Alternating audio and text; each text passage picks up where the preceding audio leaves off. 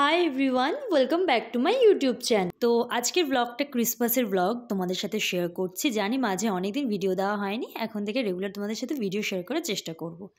24 December রাতেবেলা বেরিয়েছিলাম একটু Christmas tree কিনবো বলে। ইচ্ছে ছিল যে বাড়িতে এবার একটা ক্রিসমাস ট্রি সাজাবো। সেই রকমই গিয়ে ফার্স্টে একটা ট্রি কিনে নিলাম, তার সঙ্গে নিয়েছিলাম কিছু সাজানোর জন্য আইটেমস। এখানে দেখো অনেক কিছু ছিল সাজানোর জন্য, বেলস থেকে শুরু করে বলস, স্যান্টা, অনেক কিছু, স্টার্স। তো আমি কিছু কিছু জিনিস নিয়ে নিয়েছি, তো সেগুলো বাড়িতে গিয়ে তোমাদের সাথে দেখাচ্ছি যে আমি কি কি নিয়েছি। আর এই হলো আমার সেই কাজটা। ক্রিসমাসের জন্য 24 আর 25 তারিখ আমাদের পার্ক রোডকে খুব সুন্দর করে সাজিয়েছিল। ট্রি কিনে ফেরার সময় ভাবলাম একটু ঘুরে যাই আর দেখে যাই কেমন কি ডেকোরেশন করেছে। তো 25 তারিখ বেরোবো, তখন তোমাদের সাথে সবটা শেয়ার করব। তাই এখন চলো বাড়িতে যাওয়া যাক। বাড়িতে আসার পর গাছটাকে এবার সাজানো স্টার্ট করলাম। গাছটা খুব একটা বেশি বড় ছিল না, তাই জন্য গাছটা সাজানোর জন্য যতটুকু জিনিস দরকার ছিল আমি কিনে নিয়ে চলে এসেছি। তো এই একটা স্টার নিয়েছিলাম, আর তার সাথে নিয়েছিলাম এই প্যাকেটটা। এর মধ্যে সব কিছুই 2-3টে করে দেওয়া ছিল, আর যেটা আমার মনে হয়েছিল এই গাছটা সাজানোর জন্য এনাফ। বাড়িতে কোনো পুজো হলে আমার যেমন নিজের হাতে সাজাতে খুব ভালো লাগে, সেরকমই আমার মনে হয়েছিল ক্রিসমাসেও না এরকম ট্রি অনেককে আমি সাজাতে দেখেছি, তাই ভাবছিলাম যে এবছর আমি সাজাবো। তাই জন্য আমিও সাজাতে লেগে পড়লাম, আর আমাকে কিন্তু হেল্প করেছে আমার মা। তো এবার দেখতে থাকো তোমরা যে আমি কি করে এই সুন্দর ট্রিটাকে সাজিয়েছি।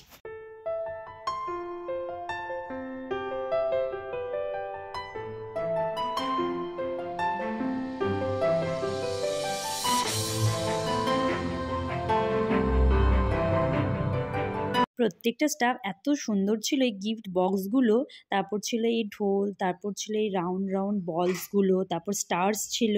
এই সান্তা টুপিটা আমার অনেক বছর আগে কেনা ছিল, তাই এটাকেও আমি পরে নিলাম একটা ক্রিসমাস ভাইবস আসার জন্য। তারপর এখানে দেখো একটা একটা করে আমি গাছে যে ডালগুলো আছে ওগুলোতে আটকে দিচ্ছি। পুরো গাছটা সাজানোর পর এত সুন্দর লাগছিল, তার জন্য কিন্তু পুরো ভিডিওটা স্কিপ না করে দেখো। আর তোমরা কারা কারা কিন্তু ক্রিসমাস ট্রি বাড়িতে সাজিয়েছো সেটা কিন্তু আমাকে কমেন্টে অবশ্যই জানিও।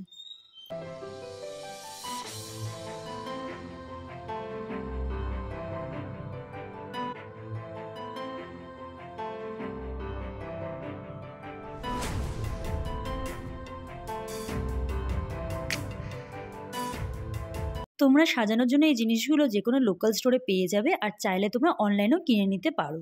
আমি এই দোকান থেকেই কিনেছি, তোমাদেরকেও দেখালাম। আর তোমরা যদি অনলাইনে কিনতে চাও তাহলে তোমরা মিশোতে একবার চেক করতে পারো, সেখানে তোমরা কিন্তু এই জিনিসগুলো পেয়ে যাবে।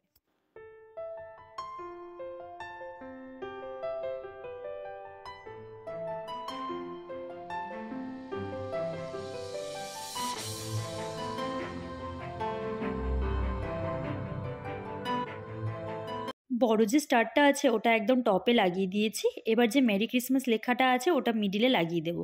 আর এটা আমার এত ভালো লেগেছে, একদম গাছটাকে না কমপ্লিট মনে হচ্ছিল। তো বুঝতে পারছিলাম না কোথায় লাগাবো, তারপর দেখলাম যে না, মা আমাকে হেল্প করে দিল, আমি লাগিয়ে নিলাম সুন্দর করে। অ্যান্ড তোমরা এবার ফুল লুকটা দেখো। তারপর স্যান্তাটাকেও ঝুলিয়ে দিলাম। অনেক খুঁজেছি আমি, একটা ভালো স্যান্তাই খুঁজে পাচ্ছিলাম না, আর অনেক বড় বড় ছিল। আমার গাছ অনুযায়ী আমার একটা ছোট্ট স্যান্তার দরকার ছিল। যাই হোক, এটাই পেয়েছি তাই লাগিয়ে নিলাম। এবার দেখে বলো তো আমাকে যে কেমন লাগছে পুরো গাছটা সাজানোর পর।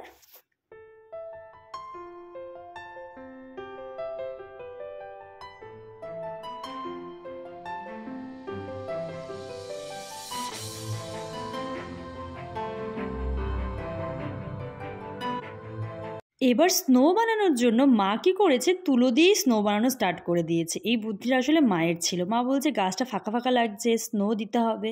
তাই বললাম যে কী করে স্নোটা করবে। তো মা বললো দাঁড়া, আমার কাছে একটা বুদ্ধি আছে। আর তারপরে দেখো না আবার স্নোফল হচ্ছে। সত্যি কথা বলতে দেখতে না জাস্ট অসাধারণ লাগছিল।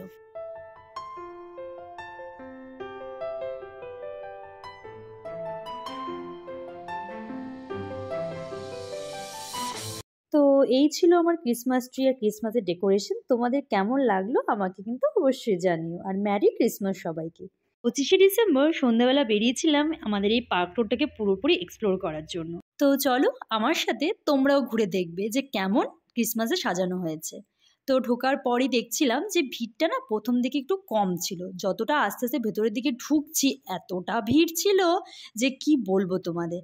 আর এটা বলতেই হবে যে লাইটিং এত সুন্দর করেছিল যে খুব ভালো লাগছিল। যারা পার্ক স্ট্রিট গিয়েছো তারা হয়তো জানবে যে এই দিনটাতে কত সুন্দর করে সাজায়। ঠিক ওভাবেই করার চেষ্টা করেছিল, অ্যান্ড সত্যি টার্ন আউট খুব সুন্দর হয়েছিল।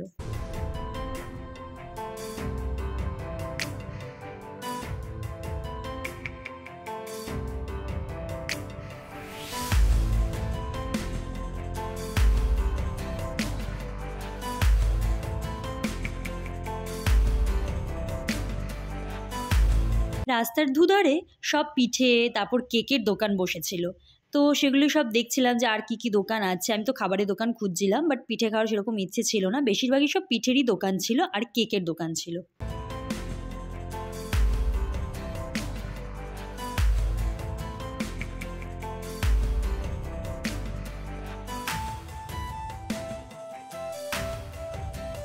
এরপর ঢুকলাম পার্কের ভেতরে।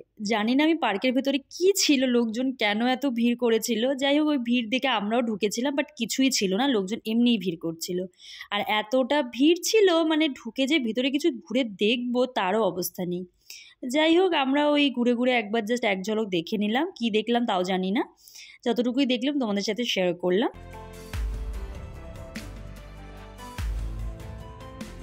আর লোকজনের স্বভাব হলো ধাক্কা দেওয়া, আর এই জন্যই ভিড়টা আমার পছন্দ হয় না। আমি ফাঁকা একটা জায়গায় দাঁড়িয়ে ভিডিও করছিলাম, পিছন থেকে লোকটা এসে ধাক্কা দিয়ে চলে গেল।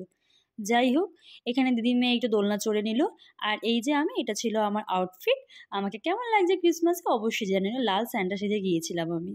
পার্কের ঠিক পাশের রোডটাতেই অনেক খাবারের দোকান ছিল, তাই এতক্ষণ ঘুরে ঘুরে প্রচণ্ড খিদে পেয়ে গেছে। তাই এবার ফার্স্ট কাজ হচ্ছে পেট পুজো করা। তো ফার্স্টে গিয়েছিলাম পার্ক রোডের যে ফেমাস যে পাপড়ি চাটটা আছে সেটা খাওয়ার জন্য। আর তার সামনে দাঁড়ানোর পর তো আমার অবস্থা খারাপ। 45 মিনিটস লাইন দেওয়ার পর পাপড়ি চাট পেয়েছি। তো কী করবো, আর কিছু করার নেই, খেতেই হবে। আর পাপড়ি চাটটা জাস্ট অসাম ছিল। আমি তো নেক্সট টাইম গেলে আবার খাবো। তারপর খেয়ে নিলাম রোল। প্রত্যেকটা দোকানেই আমাকে মোটামুটি 30 থেকে 35 মিনিটস ওয়েট করতে হয়েছে।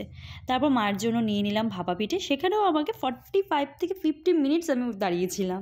অবশেষে পেয়েছি। খাওয়া দাওয়া সব কমপ্লিট করে এবার বাড়ি ফেরার পালা। তারপর দেখছিলাম এখানে প্রোগ্রাম চলছে, তো চলো একটু প্রোগ্রামটা তোমরা শুনে নাও।